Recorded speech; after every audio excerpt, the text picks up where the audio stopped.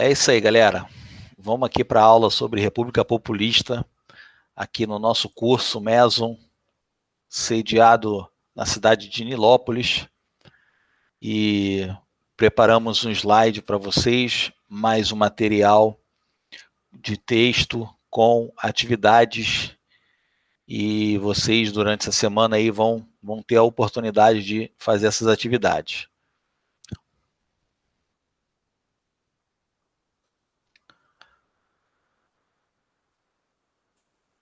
Vamos fazer aquela divisão de telas, compartilhamento de telas aqui com vocês. E vá lá. Galera, República Populista no Brasil, 1945 até 1964, mais precisamente no dia 31 de março de 1964, quando a democracia ela foi substituída pelo regime civil-militar. Material Bizu de História. Então, galera, após 15 anos de forma ininterrupta no poder, o Getúlio Vargas ele é obrigado a deixar o cargo justamente ali naquele momento após a Segunda Guerra Mundial, em 1945, uma vez que o governo do Estado Novo, que era inegavelmente um Estado autoritário, uma ditadura do Getúlio Vargas, uma ditadura pessoal, o Getúlio Vargas ele começou a ficar em descrédito, principalmente com a classe mais favorecida, uma vez que tivemos também uma situação um pouco ambígua, porque na Segunda Guerra Mundial as tropas brasileiras lutaram ao lado efetivamente dos Estados Unidos, portanto, contra o regime nazi-fascista, contra uma ditadura. E internamente, no campo político, o Getúlio Vargas ele se colocava também como um ditador, muito parecido, inclusive, com Benito Mussolini, com as mesmas características daquele regime. Então, galera, isso em 1943 já começa a ter uma grande problemática esse governo, porque surge, no ano de 43, o Manifesto dos Mineiros, proposto pelo Magalhães Pinto. Magalhães Pinto, inclusive, foi dono, durante muito tempo, do Banco Nacional, aquele banco que patrocinava o Ayrton Senna. Então, esse Manifesto dos Mineiros, ele acabou ganhando muita projeção nacional e partindo para outras regiões, inclusive Rio de Janeiro e Nordeste, até que, efetivamente, o Exército ele entende que era realmente melhor o Getúlio Vargas sair do poder. Então, ele sai em 1945. Tivemos a transição, naquele momento, do José Linhares, uma vez que o Vargas era um ditador, não existia a figura do vice-presidente. O José Linhares ele era presidente do Supremo Tribunal Federal. E, justamente no mesmo ano, temos uma situação inusitada, porque acontece também um novo processo eleitoral, já que o Brasil vivia num regime ditatorial. Então, esse novo processo eleitoral ele vai contar com o apoio do próprio Getúlio Vargas, por debaixo dos panos, apoiando o general Eurico Gaspar Dutra. E também um outro fato interessante é que, nesse momento, o Getúlio Vargas ele também se lança à candidatura, só que dessa vez no Senado Federal. Engraçado que o Vargas ele sai da posição de presidente do Brasil por um golpe de Estado, né? Enfim, o seu governo é derrubado e, no mesmo ano, ele consegue vencer uma eleição muito tranquila para o cargo de senador. Isso prova, galera, que o sentimento, o queremismo, que era um novo grupo, né, de apoiadores do Getúlio Vargas, que exigiam a volta do Getúlio Vargas, queriam uma Constituição com o Getúlio Vargas.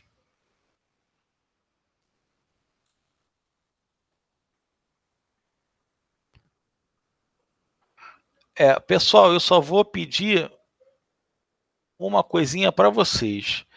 Quando vocês sinalizarem, por gentileza, fala, porque senão eu vou ter que sair desse slide. Eu não consigo ver o slide e ver o chat, não. Eu olhei ali, não sei nem quem foi, perguntou em 2 estados, né?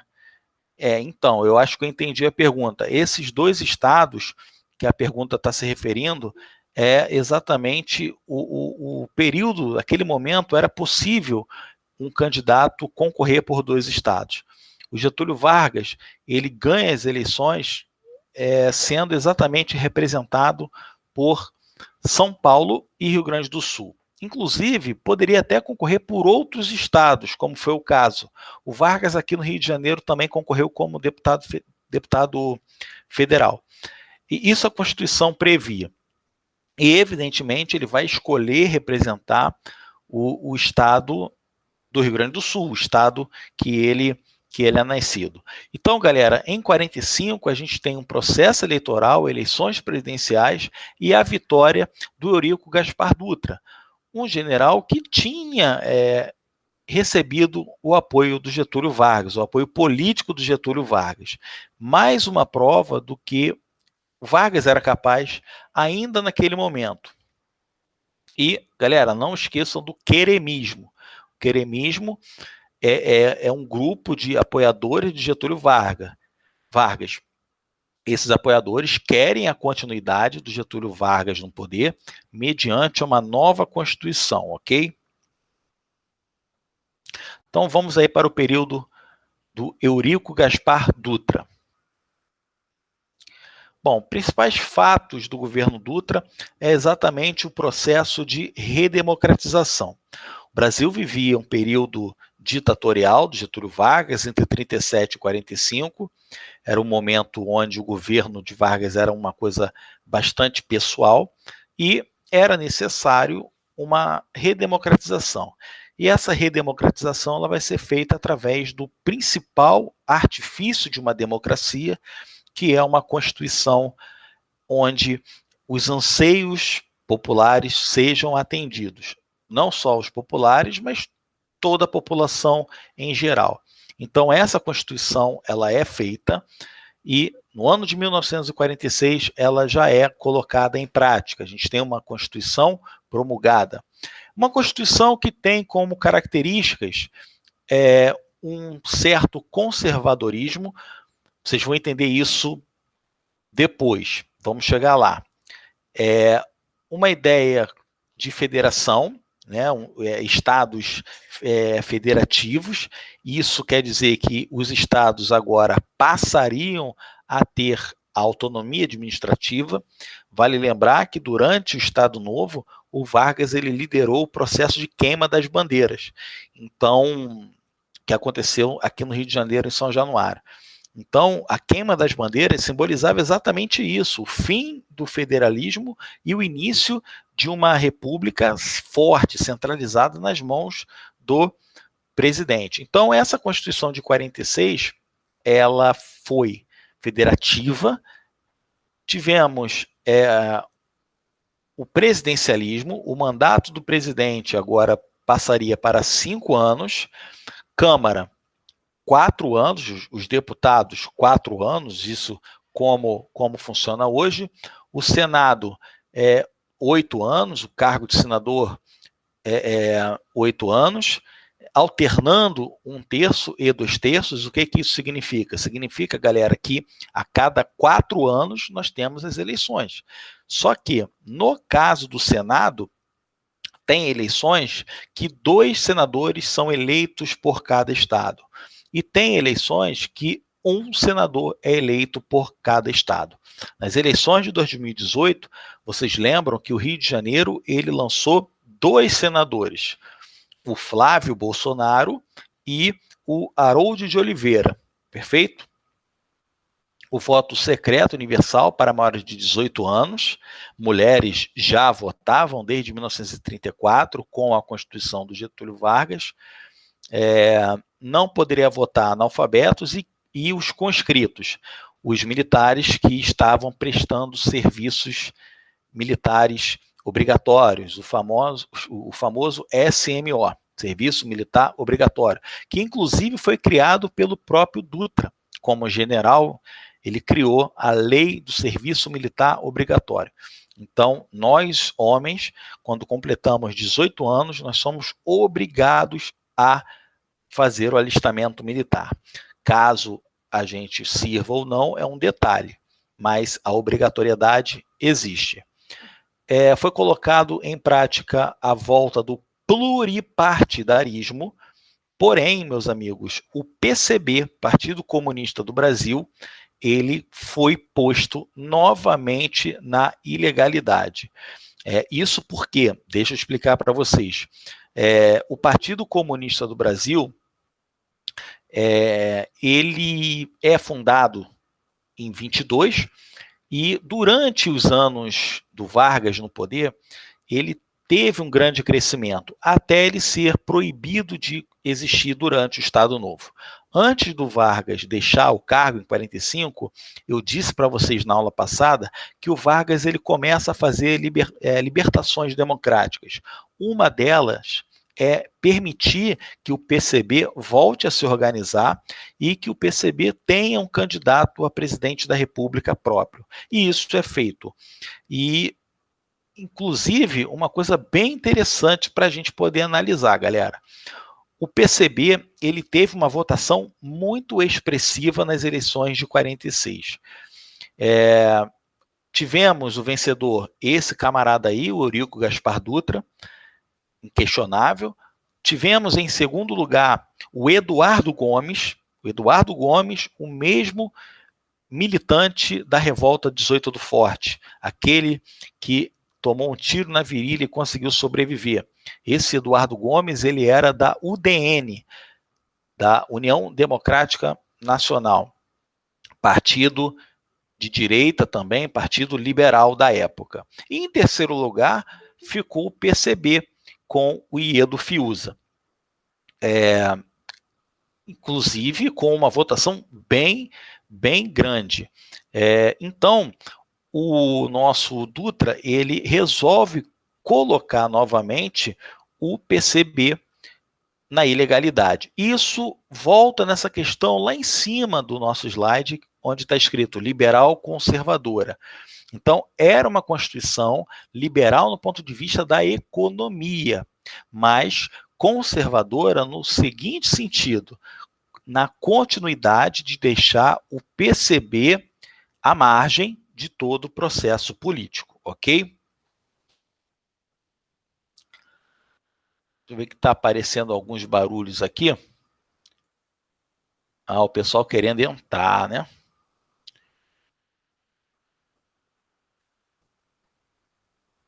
Pronto, liberei aqui para Evelyn. A Evelyn acabou de entrar. Então, vamos que vamos.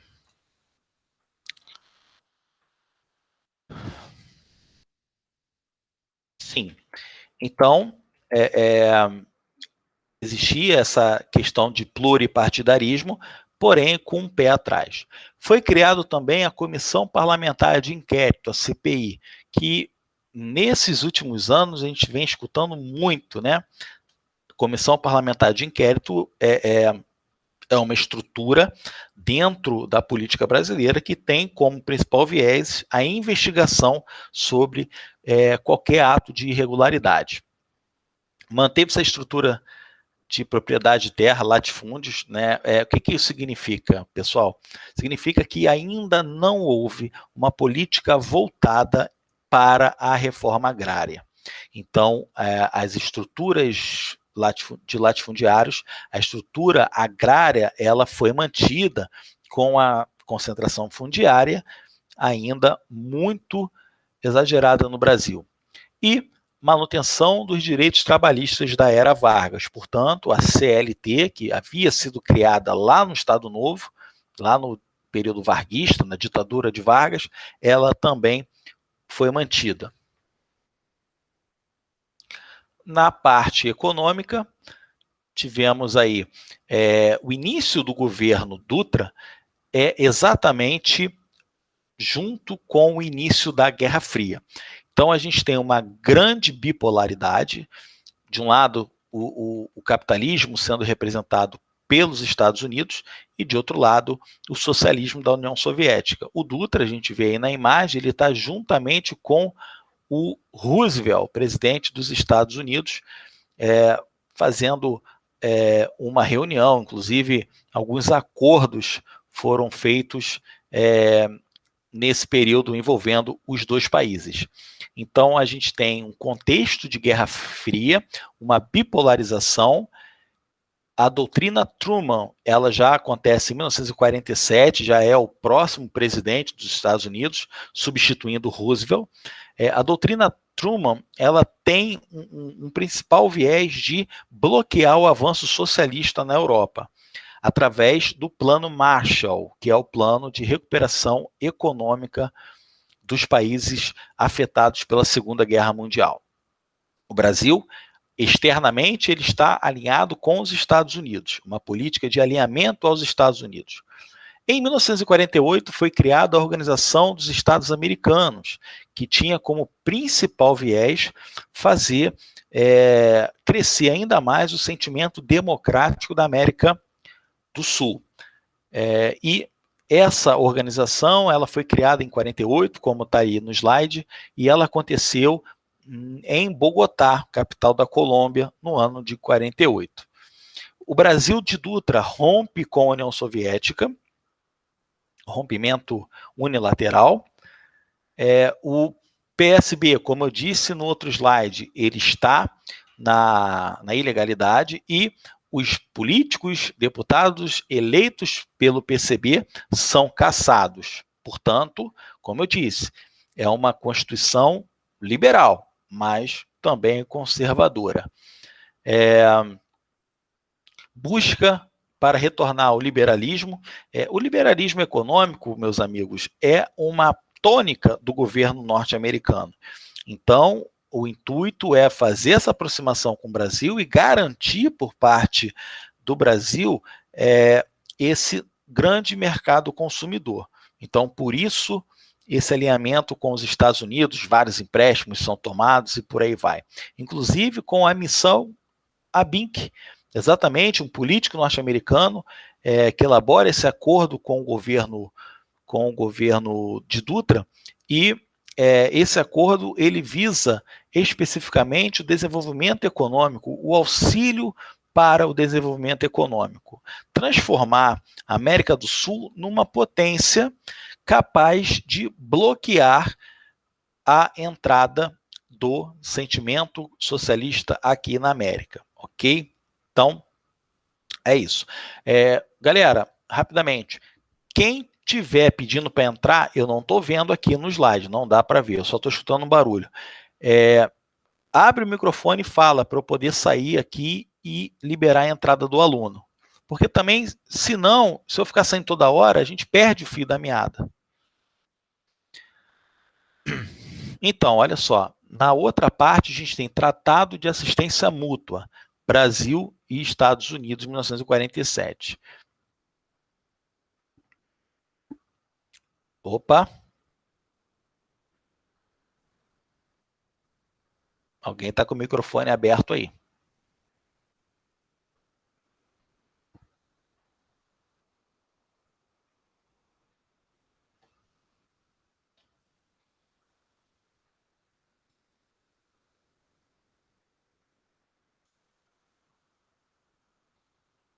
Está dando interferência.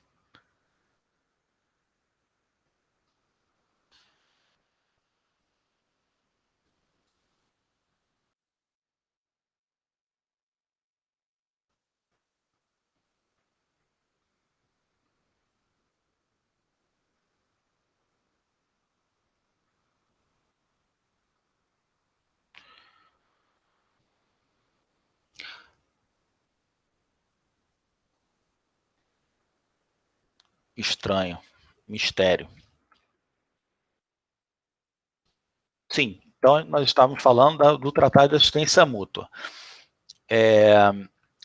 Galera, isso é bem simples de ser explicado. O que acontece? Essa assistência norte-americana, ela visava, claro, obviamente, o pagamento da dívida, né? Então, os Estados Unidos emprestava dinheiro porque ele sabe que os juros ele vem naturalmente, e a grande questão também é a seguinte: permitir que mercadorias norte-americanas entrassem no Brasil, e realmente é o que acontece. A gente tem no Brasil ali na segunda metade dos anos 40 uma enxurrada de produto norte-americano, produtos de bens de consumo, eletrodomésticos, eletroeletrônicos, carros, e isso faz um efeito tesoura na economia nacional, porque com essa enxurrada de produtos importados,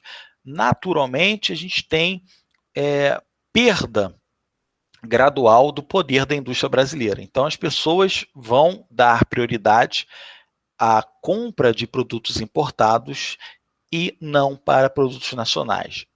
Isso acaba tendo um custo muito grande, galera, porque o Brasil ele importava bastante, mas ele não importava mão de obra técnica. Então, quando esse produto estrangeiro dava defeito, ele ficava com defeito, não tinha ninguém para consertar. Então, sugestões para o crescimento econômico é diminuir os salários, aumentar os impostos e produzir a matéria-prima. Tudo isso, como eu disse para vocês, vai gerar uma crise econômica. O governo Dutra é um governo complicado porque ele libera bastante economia internacional. E aí, com a inflação altíssima, as classes sociais elas ficam muito distantes. É um grande alargamento das classes sociais. Então você tem a classe C muito distante da classe B, que por sua vez está muito distante da classe A. Então essas disparidades começam a acontecer no Brasil efetivamente no governo do Dutra.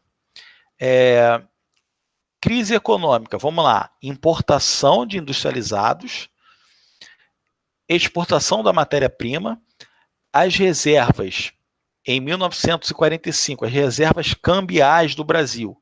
O Vargas deixou o Brasil com 708 milhões de dólares, ok? Pega a visão aqui, 708 milhões de dólares dentro do Tesouro Nacional, vamos dizer assim, para ficar mais fácil.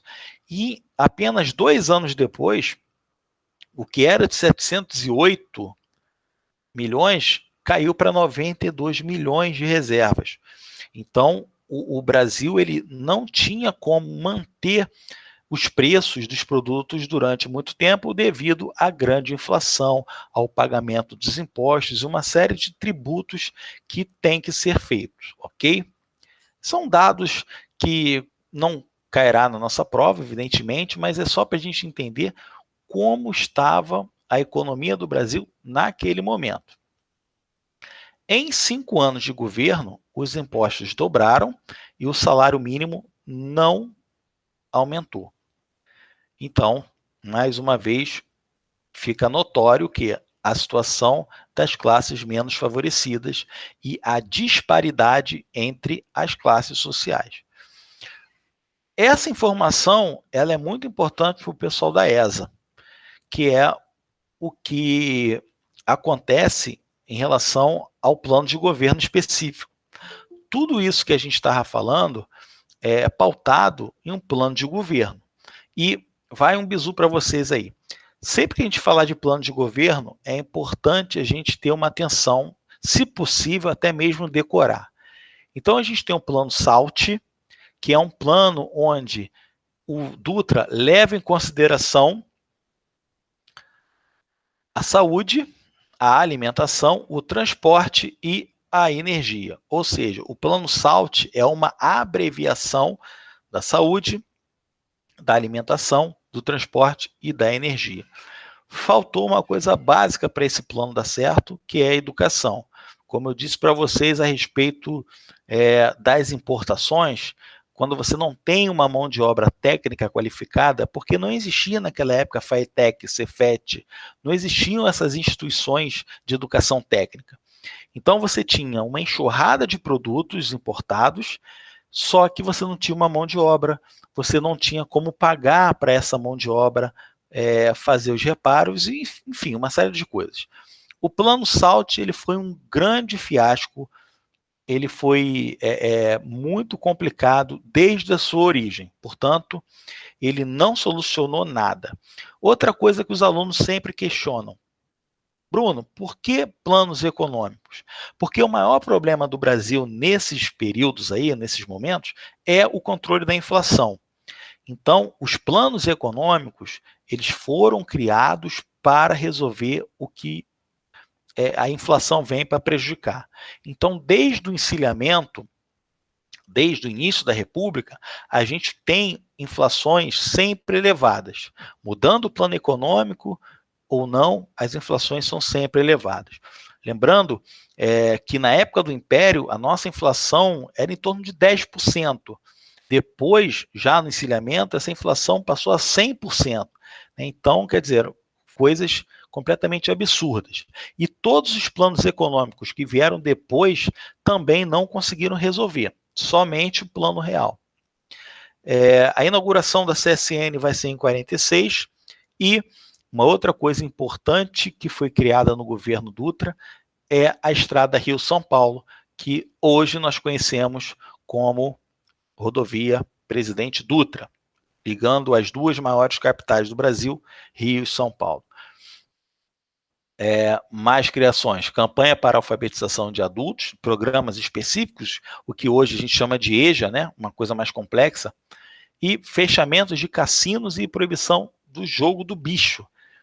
Então, jogo do bicho e os cassinos proibidos durante o governo Dutra. Os cassinos eram liberados até esse momento, e o jogo do bicho também. Jogo do bicho, inclusive, é uma coisa até interessante. O jogo do bicho ele foi inventado lá no final do século XIX pelo Barão de Drummond, um cara vinculado ao governo. Então, jogo do bicho era uma coisa que o governo não só aprovava, como era uma coisa do governo. Mas, enfim, eu não conheço muito o jogo do bicho, então não posso falar para vocês. Até porque vocês estão vendo aí que é crime, né? Então, essa imagem é fácil, né? Essa imagem é a final da Copa do Mundo de 1950, no Maracanã, quando o Brasil perdeu para a seleção do Uruguai por 2-1, com 2 gols de Didia, fazendo aí o famoso Maracanazo. Inclusive, né, o Maracanã ele foi construído durante o governo Dutra para a Copa do Mundo de 1950. Copa do Mundo que se encerrou em 1938. Na década de 40 nós não tivemos Copa do Mundo por causa da guerra. E em 1950 foi a volta da Copa do Mundo, o torneio de futebol, só que não mais na Europa. Trouxeram para a América, para o Brasil, justamente porque a Europa, naquele momento, estava ainda se recuperando da guerra. Então, não tinha condições morais, geográficas, físicas para a realização de uma competição tão importante quanto a Copa do Mundo. Então, essa imagem aí, Copa de 50, perdida pelo Brasil para o Uruguai. Segundo título do Uruguai. Ele está de volta, galera. Getúlio Dornelles Vargas, 1951 até 54. Vargas, durante esse momento, ele está lá no Senado Federal e as campanhas à presidência da República voltam à tônica no nosso país. O Vargas volta a ser candidato pela coligação PTB-PSD e o Vargas vence a eleição, mais uma vez vencendo a eleição contra a UDN, União Democrática Nacional, mais uma vez derrotado o Eduardo Gomes, o brigadeiro Eduardo Gomes, aquele mesmo da revolta 18 do Forte. Essa fase é a fase democrática do Vargas. vai aí um bizu para vocês da ESA, essa fase é a fase em que o Vargas é eleito direto, uma eleição com aprovação do povo. O Vargas ele volta no que nós chamamos de nos braços do povo. Ele é eleito pelo povo, inclusive é a única vez que isso acontece. Em 30, com a Revolução, ele foi alçado ao poder. Em 34, ele foi eleito indiretamente. Em 37, um golpe transformando o Estado Novo. E em 51, eleito nos braços do povo. Então, nesse período, o Vargas ele tenta gradativamente fazer as lambanças que o Dutra havia feito anos antes. O Dutra abriu o Brasil para a economia de fora. O Vargas ele é um cara mais clássico, então ele tem um viés nacionalista na economia. Portanto, é uma ideia de limitar a entrada de capital estrangeiro no Brasil. Enquanto o Dutra abriu o mercado internacional, o Vargas ele limita a entrada do capital internacional e ainda cria a lei de remessas de lucros, ou seja, além de coibir a entrada sistemática do dinheiro, ele também proíbe, ou pelo menos ele limita a saída de dólares para o exterior. Lei de remessa de lucros. Portanto, se há uma empresa internacional no Brasil, essa empresa não pode simplesmente tirar o seu lucro, todo o seu lucro para fora. Ele tem que ter uma reserva aqui no governo, no Brasil, para que possa pagar os impostos, fazer todo o capital de giro acontecer. Então, pessoal do vestibular, pessoal da ESA, SpaceX, entendam que o Vargas ele cria a lei de remessa de lucros, enquanto o Dutra ele não faz nenhum tipo de proibição para esse lucro sair do Brasil. E, claro, obviamente, é o que acaba acontecendo porque as pessoas estão vendo que o Brasil está em crise econômica e não vão morrer com as suas empresas aqui no Brasil, podendo levar lá para fora. Então, eles fazem isso.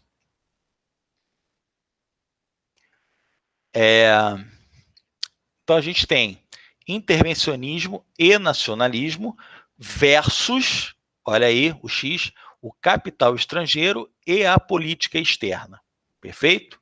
Então, esse capital estrangeiro, essa política externa, galera, ela é protegida pela UDN, União Democrática Nacional, um partido de forte oposição ao Getúlio Vargas. Perfeito? Gravem bem esse partido, UDN. Quando eu mandar o material para vocês do Word, vocês vão ver melhor. Vargas, então, capitais nacionais em associação com capitais internacionais. Um controle do Estado na economia. Intervenção do Estado na economia. Criação do BNDE. BNDE não está escrito errado não, galera. Banco Nacional de Desenvolvimento. Hoje, o BNDE atende pelo nome de BNDES, Banco Nacional de Desenvolvimento Econômico e Social. Portanto, nessa época, o Vargas cria o BNDE, que tem como principal viés o quê, galera? A ajuda financeira aos estados da União, ok? Embora que hoje em dia o BNDES também está dando dinheiro para compra de... dando dinheiro para empresas privadas, para essas empresas privadas fazerem o que fazem, né? Mas isso aí não é assunto para agora. Empréstimos do BIRD. O que é BIRD? Banco Mundial. Bruno, qual é a diferença de Banco Mundial para FMI, Fundo Monetário Internacional? Primeiro, vamos na semelhança. A semelhança porque os dois órgãos emprestam dinheiro. Porém, o BIRD, o Banco Mundial, ele empresta dinheiro apenas para algumas determinadas situações. Ajuda econômica de um país na área da saúde, na área da educação, na área de infraestrutura, ok? O FMI empresta dinheiro para economia no todo, ok? Então, o Banco Mundial, quando ele vai emprestar o dinheiro, ele pergunta, para que você quer? Ah, eu vou investir na educação. Tá, então toma. O FMI não. O FMI ele só faz o seguinte, ó, assina aqui as cartas promissórias. E aí, se você pegar o dinheiro e investir na Copa do Mundo, o problema é seu. O BIRD não funciona assim, tá? Essa é a principal diferença. Forte protecionismo e câmbio fiscal, investimento em indústrias de base, como a CSN, como a Vale do Rio Doce, através de um plano quinquenal. Olha só, o pessoal me pergunta, Bruno, qual foi o plano econômico do Vargas em 51? Plano quinquenal. Muito simples, por quê? O período de governo dele seria 5 anos, tá? Então, durante esses 5 anos, já que não havia reeleição, o Brasil iria ter esse tipo de postura na economia, perfeito? Então, o plano econômico do Dutra era plano SALT. O plano econômico do Vargas era plano quinquenal. Inclusive está até com trema aí, o trema nem existe mais. Superávit com a Guerra da Coreia, 425 milhões. Bom, a Guerra da Coreia acontece em 1953, turma. Em 1953, a Coreia ela se divide em duas. Época de Guerra Fria, Coreia do Norte, socialista, Coreia do Sul, capitalista. O Brasil, com as suas exportações, ele tem um saldo de 425 milhões de dólares. Muito importante. Só que nos próximos anos, 54, 55, 56, esse superávit ele vai virar um déficit de 286 milhões. Então, quer dizer, do céu para o inferno em pouco tempo. E aí você coloca tudo embutido, né? Corrupção, péssimo investimento, enfim, uma série de situações que a gente sabe que acontece no Brasil. Mais criações do Vargas, ó, o petróleo é nosso, um slogan muito importante para a época. E em 1951 a gente tem o primeiro projeto, a gente já considera evidentemente a criação da Petrobras em 51. Então a Petrobras é criada depois de um apelo popular muito grande. O Brasil ele comprava combustível de empresas como a Esso, como a Texaco, como a Shell. Então a gasolina sempre foi cara no Brasil. Vargas cria a Petrobras para monopolizar esse produto e tornar esse produto mais acessível, tá bom? Então, monopólio do petróleo, da pesquisa, da exploração e do refino. Em 53, a Petrobras ela tem, evidentemente, ali o início dos trabalhos, tá bom? Em 51, um projeto para a criação, e em 53, Lei 2004, a Petrobras está funcionando em pleno vapor. Projeto para a criação da Eletrobras, que só vai ser criada efetivamente em 62, já no governo João Goulart. Greve de 300 operários por melhores salários. Isso é uma coisa também notória. Plano Aranha, mais um plano econômico que visava selecionar as importações. Portanto, o que o Brasil pode, o que o Brasil não pode importar segundo o Plano Aranha. Então, são várias coisas, não dá tempo de a gente falar tudo. O Brasil ele não pode importar coisas supérfluas, tá? O Brasil pode importar coisas de primeira necessidade. Por exemplo, maquinários para fazer as indústrias dinamizarem, isso pode ser importado. Supérfluos, como aparelho de som, rádios, telefones, enfim, liquidificador, né, essas coisas não podem ser importadas. Crescimento do trabalhismo, que é uma ideia onde há um choque entre o trabalhador e o patrão, né? Esse trabalhismo ele é muito comum na época, principalmente ali no partido do PTB, que é o Partido Trabalhista Brasileiro, o partido do Getúlio Vargas, né? E talvez o PDT, Partido Democrático, PDT, Partido Democrático dos Trabalhadores, né? Então, do Leonel Brizola. Inclusive, o Leonel Brizola se falava, né, que ele era a evolução do Vargas. Crescimento do trabalhismo, eu já li. Cancelamento pelos Estados Unidos do acordo bilateral que foi criado com o Dutra.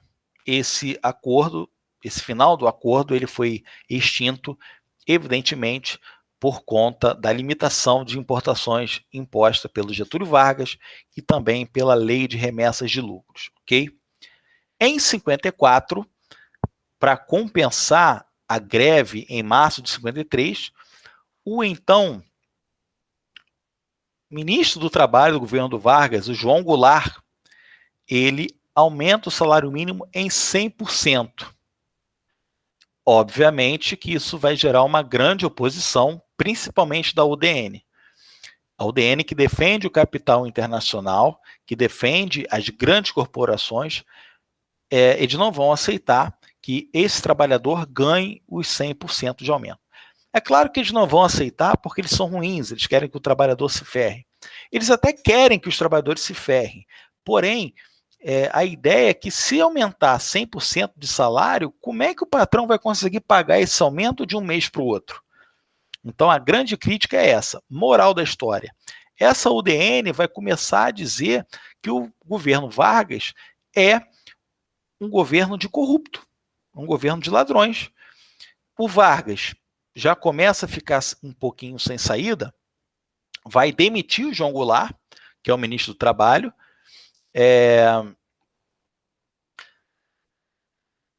Brasil, Argentina e Chile vivem um momento populista, é um momento muito forte.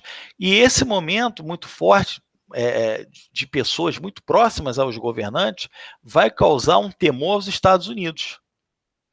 Esse temor dos Estados Unidos ele vem para o DN. Então, a política norte-americana é muito próxima aos udenistas, e esses udenistas vão tentar um impeachment do Vargas em 54. Só que esse impeachment ele não passa pela Câmara, até que em agosto de 54 tem essa imagem que nós podemos ver aí, ó, o atentado na Rua Toneleiros. Esse que está sendo carregado por soldados da Força Aérea é o Carlos Lacerda, principal opositor do Getúlio Vargas. O Carlos Lacerda ele era o presidente da UDN e dono do jornal Tribuna da Imprensa, um jornal muito forte aqui no Rio de Janeiro naquela época. Então, o Vargas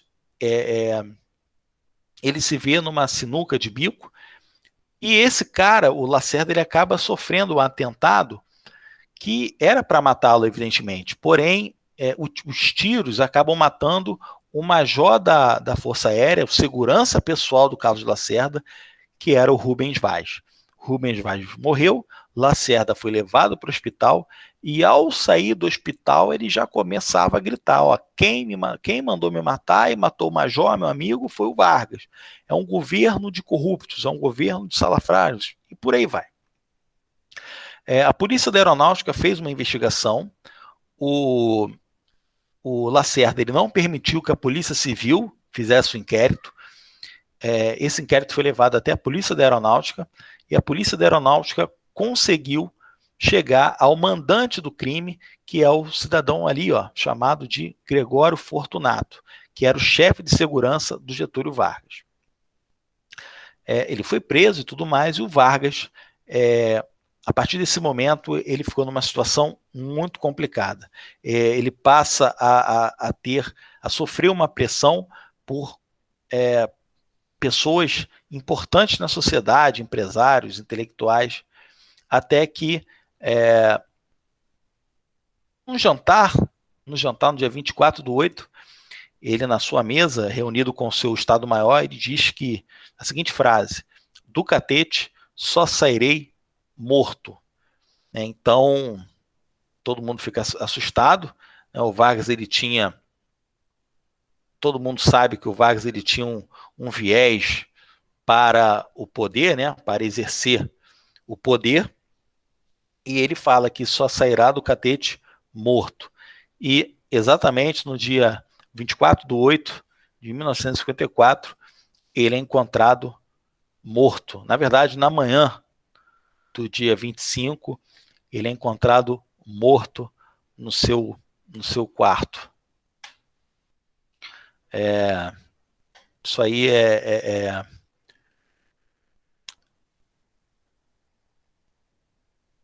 podemos ver que é um bilhete,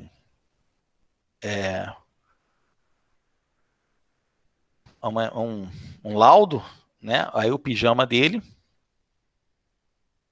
23 de agosto de 54, ele se mata, né? Então, é só para a gente ver aqui o raciocínio. 24 do 8 é quando ele é encontrado, né? 23 é quando o ato se consome. Aí o 3 oitão, né? Um tiro no peito.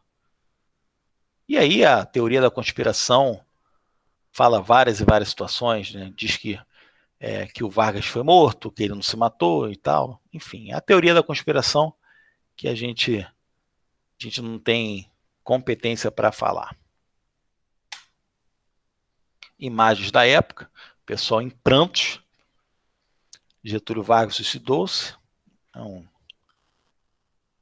deixando a famosa carta-testamento, explicando aí os motivos para que ele fizesse essa situação aí. Não vou ler tudo, é muita coisa. Transição, vamos lá. Café Filho, Carlos Luiz e Nereu Ramos. Café Filho era o vice do Getúlio Vargas, portanto ele assumiria naturalmente, mas ele não chega a completar o governo, não. No ano de 55 a gente tem as eleições presidenciais. Juscelino Kubitschek vence mais uma vez a UDN. Juscelino Kubitschek era vinculado ao partido de Vargas, portanto, ele seria apoiado pelo Vargas na linha de sucessão, e ele vence a eleição com 36%, não era a maioria, mas, enfim, ele vence a eleição. O Lacerda, o caso de Lacerda, esse cidadão aqui que tomou um tiro, ele vai fazer uma campanha dizendo que isso é impossível, alguém assumir com menos de 50% de votos. Então, na verdade, o Kubitschek ele não pode assumir. Então, ele vai sugerir novas eleições. Nesse determinado momento, o Café Filho, que a gente está vendo aí, ele sofre um infarto e ele é obrigado a renunciar. Então, era um período, galera, que o golpe militar quase acontece nesse momento aí. Porque tem a famosa Carta Brandi, que é colocada no jornal do Lacerda, acusando o João Goulart que tinha comprado armas para dar para os trabalhadores. Caso tivesse um golpe militar, esses trabalhadores iriam às ruas para poder lutar pela volta do governo. Então é um ambiente aí muito hostil para a política brasileira, muito parecido com o que a gente está vivendo hoje. Café Filho renuncia, motivo do infarto. Assume o Carlos Luz, que era presidente da Câmara, que é esse cidadão aqui de baixo aqui. O Carlos Luz ele defende que haja sim uma nova eleição. O Carlos Luz ele é a favor do Lacerda, ele tem uma aproximação com o Lacerda. E aí surge a figura desse cidadão aqui, que é o general Henrique Teixeira Lott, que era ministro da guerra do Getúlio Vargas, e ele garante a posse do João Goulart, e mais, além de garantir a posse do João Goulart, ele demite o Carlos Luz do cargo que ele estava exercendo, que era o cargo de presidente da República. E ao demitir o Carlos Luz, ele coloca o Nereu Ramos. E Nereu Ramos, ele digamos assim, ele faz ali o meio de campo até a entrega do poder para o Juscelino Kubitschek, ok? Então é um momento aí de muita intranquilidade na economia e na política brasileira. E o povo assistindo tudo bestializado. Pessoal, devido ao nosso tempo, nós vamos parar por aqui. Tá? Nosso tempo, ele, infelizmente, ele já está estourando. Tá? Então, realmente não deu para ir até o golpe civil-militar. 1 hora é muito pouco, mas na próxima semana a gente retoma aqui o raciocínio. Tá? Eu quero agradecer a todos vocês. Eu vou parar aqui a gravação.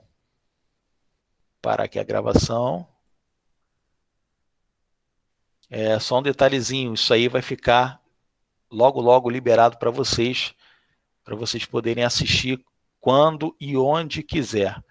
Agradecer aí o Meson, nosso curso aqui em Nilópolis, que está dando essa oportunidade para a gente continuar estudando, mesmo nesse momento difícil. Agradecer aí o Vitor, o Wanderson, por essa força. Valeu, galera!